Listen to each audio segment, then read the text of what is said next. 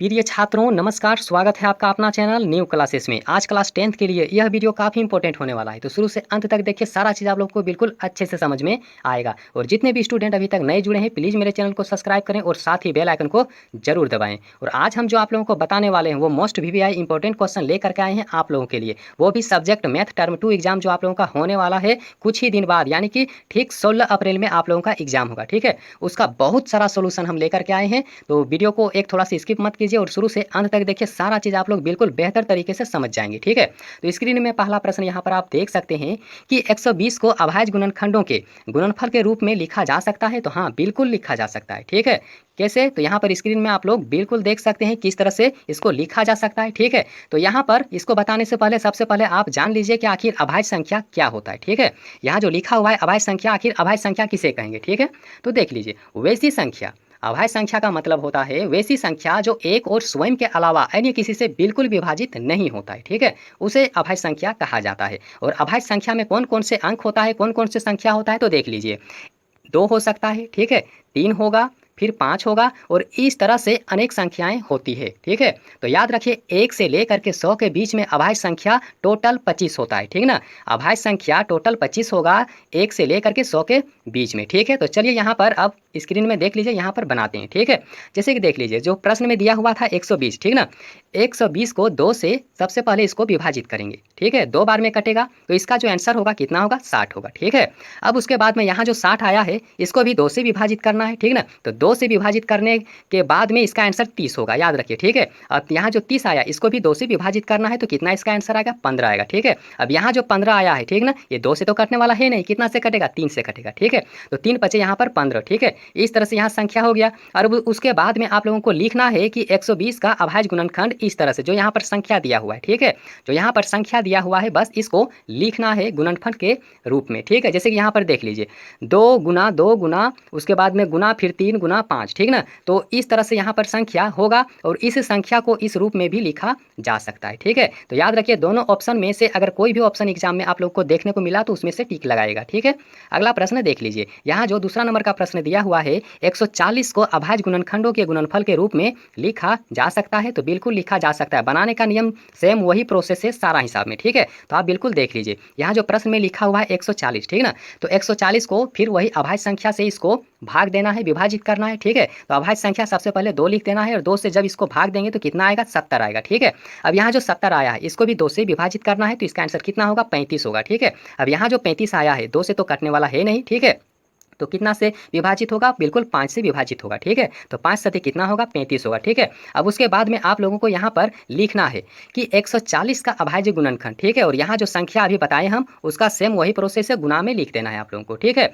यहाँ पर देख लीजिए, 2 गुना 2 गुना, उसके बाद में फिर यहाँ गुना का चिन्ह, फिर 5 गुना 7। ठीक है, और इसको इस नियम में भी आप लोग बिल्कुल लिख सकते हैं। ठीक है, तो दोनों ऑप्शन में अगर कोई भी ऑप्शन आप लोगों को एग्जाम में देखने को मिलेगा तो उसमें टिक लगाइएगा, क्योंकि आप बिल्कुल अच्छे से समझ रहे हैं। ठीक है, अगला प्रश्न देख लीजिए, अगला जो यहाँ पर स्क्रीन में प्रश्न आप लोग देख सकते हैं, 156 को अभाज्य गुणनखंडों के गुणनफल के रूप में इसको लिखा जा सकता है। तो हाँ, बिल्कुल लिखा जा सकता है। ठीक है, तो यहाँ पर संख्या देख लीजिए किस तरह से होगा, 156 को फिर यहाँ पर कितना से भाग देना है? तो 2 से। ठीक है, तो 2 से जब इसका गुणनखंड करेंगे तो कितना आंसर होगा? 78 होगा। ठीक है, अब 78 जो आएगा फिर इसको 2 से ही विभाजित होगा यह। ठीक ना, तो 2 से जब इसको विभाजित करेंगे तो कितना होगा? 39 होगा। ठीक है, अब उसके बाद 39 जो यहाँ पर आया है, ठीक ना, तो 2 से तो कटने वाला है नहीं, 3 से भाग लेगा। ठीक है, 3 एक 3 और 3 तिया यहाँ पर 9, यानी कि 13 तिया 39 होगा। ठीक है, फिर वही प्रोसेस है लिखने का। ठीक है, आप लोगों को लिखना है 156 का अभाज्य गुणनखंड। ठीक है, और यहाँ जितना भी संख्या दिया हुआ है इसको लिख देना है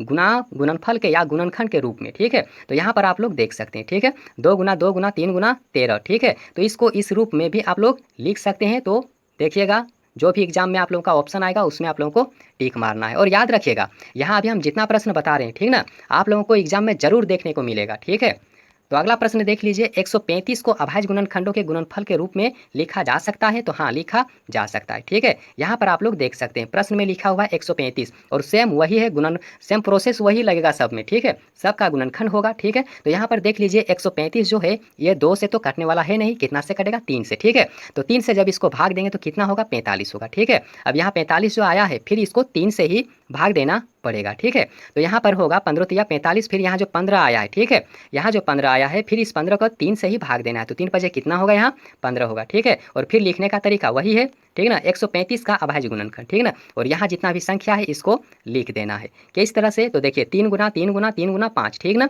और इस रूप को इस रूप में भी लिखा जा सकता है, तो देखिएगा, ठीक है। अगला प्रश्न देख लीजिए, 225 को अभाज्य गुणनखंडों के गुणनफल के रूप में लिखा जा सकता है, तो हाँ लिखा जा सकता है, ठीक है। किस तरह से, तो यहाँ पर देख लीजिए 225 जो दिया हुआ है कितना से यह विभाजित होगा, ठीक ना, तो 3 से कटने वाला है, ठीक ना, तो कितना होगा, यहाँ 75 तिया 225 होगा, ठीक है। उसके बाद में जो यहाँ 75 आया है 3 से कटेगा, कितना बार में, 25 बार में, ठीक है। यहाँ जो 25 आया है, अब 3 से तो भाग लगेगा नहीं, कितना से लगेगा, 5 से कटने वाला है, ठीक है। तो 5 पचे कितना होगा, 25 होगा। और फिर लिखने का तरीका सेम वही है, ठीक ना, 225 का अभाज्य गुणनखंड 3 गुना 3 गुना 5 गुना 5, और लिखने का बस यही ऑप्शन है, ठीक ना।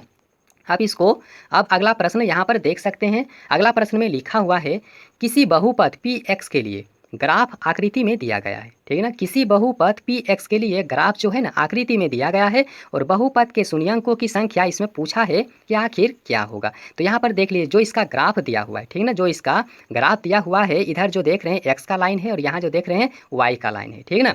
तो इसका जो बनाने का नियम है, यहाँ पर देखा जाता है कि एक्स के लाइन में, ठीक है ना, एक्स के लाइन में जो यहाँ पर रेखा है कितना बार विभाजित है, तो यहाँ पर देख लीजिए एक्स के लाइन में तो एक बार भी विभाजित नहीं है, मतलब इसका आंसर जो होने वाला है कितना होगा, तो बिल्कुल शून्य होगा, याद रखिए कितना होगा, तो शून्य होगा, ठीक है।